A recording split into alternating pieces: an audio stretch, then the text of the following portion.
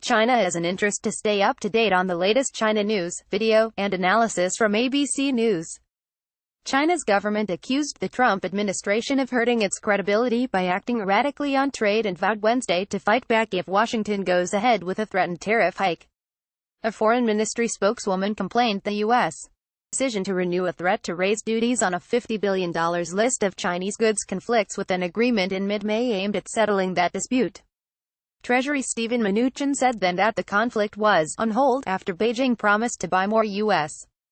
goods to help narrow its multi-billion-dollar trade surplus with the United States. The spokeswoman, Hua Chunying, declined to say whether Tuesday's announcement might disrupt plans for Commerce Secretary Wilbur Ross to visit Beijing for talks starting Saturday. The Commerce Ministry didn't respond to questions about the status of the meeting, but the American embassy said a delegation of trade, agriculture and treasury officials had arrived in the Chinese capital to make preparations. Hua gave no indication of whether Beijing planned to act on its own threat to retaliate by raising duties on a $50 billion list of American goods including beef and soybeans. Every flip-flop and U-turn of a country will be simply depleting and squandering its own credibility, Hua said at a regular briefing. We do not want a trade war, but we are not afraid of one. We will fight back, she said. We will definitely take forceful measures to defend our legitimate interests. The White House announcement said it also would impose curbs on Chinese investment and purchases of high-tech exports. Asian financial markets tumbled on renewed worries about a U.S.-Chinese trade spat. China's main market index fell 2.5% and Japan's benchmark lost 1.5%. The White House's latest tariff action focuses on advanced technologies, including those such as robots and electric cars that China has said it wants to develop under its Made in China 2025 program. The White House said a list of products would be announced June 15. Trump's surprise announcement reflects his frustration at criticism of his earlier deal with Beijing, Eurasia analysts said in a report. They said he appears less concerned that he needs Chinese support for his proposed meeting with North Korean leader Kim Jong-un.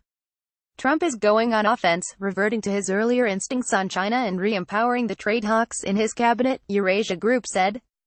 This dynamic makes it likely that both tariffs and investment restrictions will go into effect. The American Chamber of Commerce in China said companies are uneasy about the threat of export and investment controls but see them as a possible way to make progress on long-standing complaints about market access and investment curbs. As a result of Trump's tariff threat, Washington is in very intense negotiations with Beijing, in a way that we haven't been for so many years, said the chamber chairman, William Zarrett. He said companies hope Beijing can be persuaded to level the playing field by easing curbs on foreign investment and business activity in its state-dominated economy. I wouldn't say we are in favor of, specifically, export controls, investment restrictions, Zarrett said at a news conference. But he said American companies want equal treatment, and this seems to be one of the ways to do that. Also Wednesday, the Chinese cabinet announced it planned to complete work by July 1 on another measure sought for years by its trading partners, a negative list that would make clear what is off-limits to foreign investment, leaving the rest of the economy open. Foreign companies are frustrated by a system that requires them to wait for Chinese regulators to declare individual lines of business open to them. Trump has focused on pressing Beijing to narrow its trade surplus with the United States, but Zarrett said American companies see other issues as higher priorities.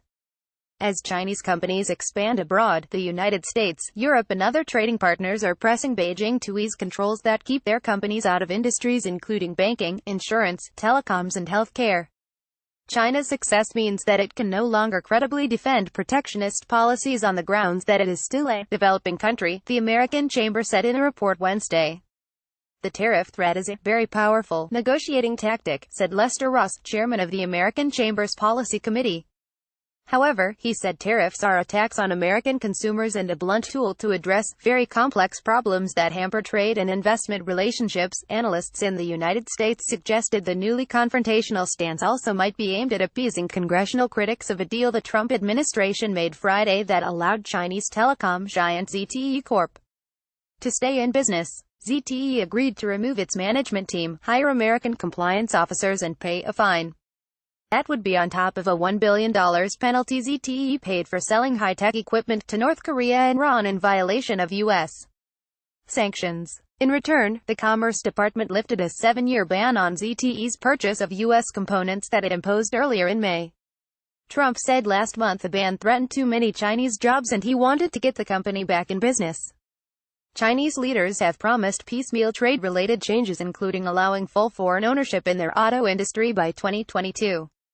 However, American companies have major concerns about unfair conditions, and the recent moves haven't done enough to alleviate those concerns, said the American Chamber's Ross.